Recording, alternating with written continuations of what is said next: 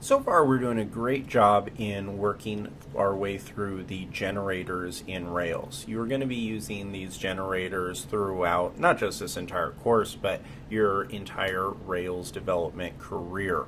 Whether you use large ones such as scaffolds for times when you need comprehensive type of functionality, or if you just need to be a little bit more isolated and pick from one of the other types of generators, it's very important to become familiar with them. We can update our list of tasks here. So we've completed our model generator, so we have 2 out of the 3 items done for this section. And now we're going to get into the resource generator, and this is for our portfolio item.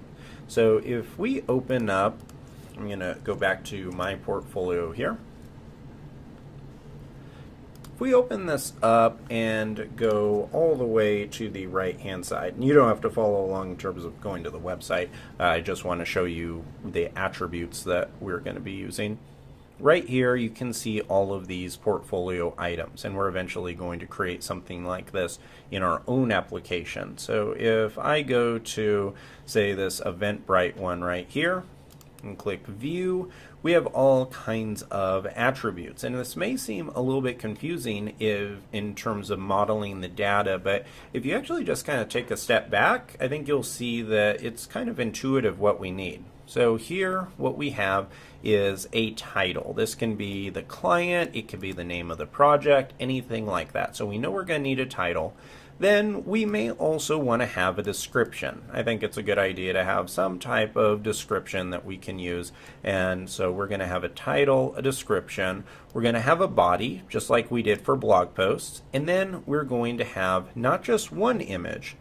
We have one image and then a thumbnail. So we're going to need 2 images. But that's it. That's really all that we need to do.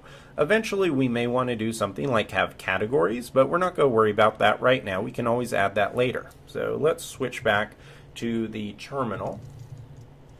I'm going to clear out the last set of work we did and make sure that we're on the right branch. You can see we're on the master branch. So let's do git checkout -b, and now we have our resource generator branch. And now we can just run Rails G resource. Just to review, our generators is what we call when we call G. We've talked about scaffold generators, we've talked about model and controller generators, and now it's time for resource generators. And instead of me telling you what this is going to create, I say let's actually just run it, and then we'll walk through the files it created after that. So this is going to be called portfolio. We're going to have a title, which is going to be a string, a subtitle, which is going to be a string as well, a body, which will be text, a main image, which is going to be text, which you may wonder, why is this a text? It's because if you've never worked with images and databases before, you wouldn't actually want to store the image itself in here. Instead, you want to store the text. So the text is going to be a link to the image, and this could be anywhere. It could be hosted on AWS, it could be on your local machine, it could be anything like that, but you still are only going to be storing a link to the image. So we're going to have the main image and then the thumb image, and it's important that you use the text attribute because there are many times where you might have a URL that is longer than the 156 characters, and that's going to throw an error with the data type. So it's good to just have that. So we have title, subtitle, body, main image, and thumb image, and I believe that's all we need. So if I hit return, this created all kinds of things for us. So it created a migration file, it created a model, then it created a controller, and then it created a directory for views. But if you notice, we don't actually get any views. So it's one thing, it's fine to look here and see everything that it does, but I think it's even more helpful to look at the code itself. So now if I go into controllers, you can see right here that we have a portfolios controller, but it's empty. And if you go to models, you'll see that we have a portfolio model. And in views, you'll see that we have a portfolios directory, but it's empty as well. The way that I like to think of resource generators is that they are very skinny scaffolds. Because if you open up your routes, look at that. We have a resources for portfolios. So we have everything except all of those items that we got with blog. So we don't have the forms, we don't have the views created, we don't have the text inside of it, we don't have all of the pre-filled items inside of the portfolio controller. It's just an empty file. So the way I like to think of this is just, it's like a minimalistic type of scaffold. And in my day-to-day development, resource generators are actually the most common ones that I use because they have a really nice balance of giving you the ability to generate the files that you need, such as kind of these storage type files where they give you the, which controller this is going to inherit from, and gives you kind of a base case scenario of all the code that you'll need, but it doesn't give me any bloated code. So in other words, if say that I have a portfolio but I'm never actually going to have a show page for it, if I did a scaffold, it would still give me a show page, and it would give me a show page JSON file for APIs, and then it would give me a show action. It would give me all kinds of things that really would not be beneficial and could cause issues later on down the line. So resource generators allow you to have kind of a minimalistic version of that.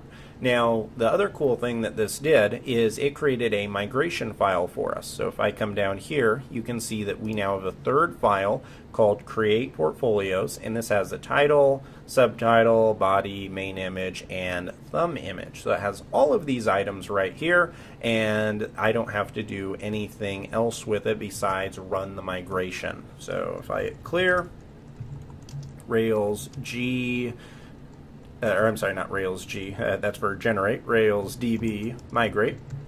If I run this, it's going to update the database file, and we will see that our schema has now been updated. So if I switch back here, look at the schema file, now we have all of our portfolio items right here. Now it's a little bit more challenging to pick out and create some test items for portfolio because we have images, and later on in the course I'm going to show how we are actually going to do this. So for right now, I'm not going to create any portfolios. I think that we've already done that multiple times with the other two models, and we have a whole section dedicated to how we can do that, and we are going to dive into the Rails console, and you've also seen in the Pages controller how you can call these.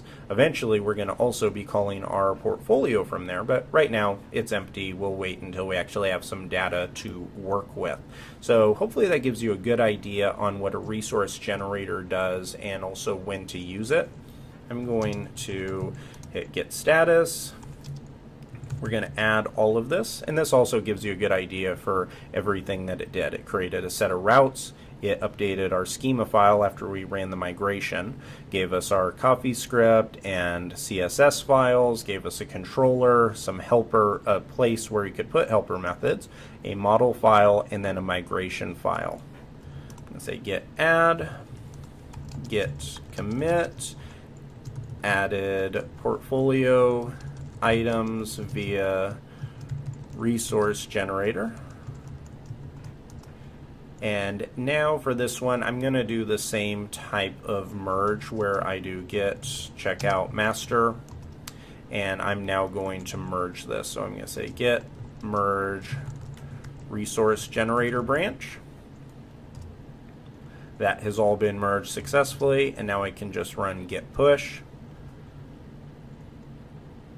Now if we switch back right up here, and if I come to the home page, you can see that this was updated 29 seconds ago, and I can go to DB schema right here, and this will show that we now have our portfolio table and all of the items from our resource generator are there.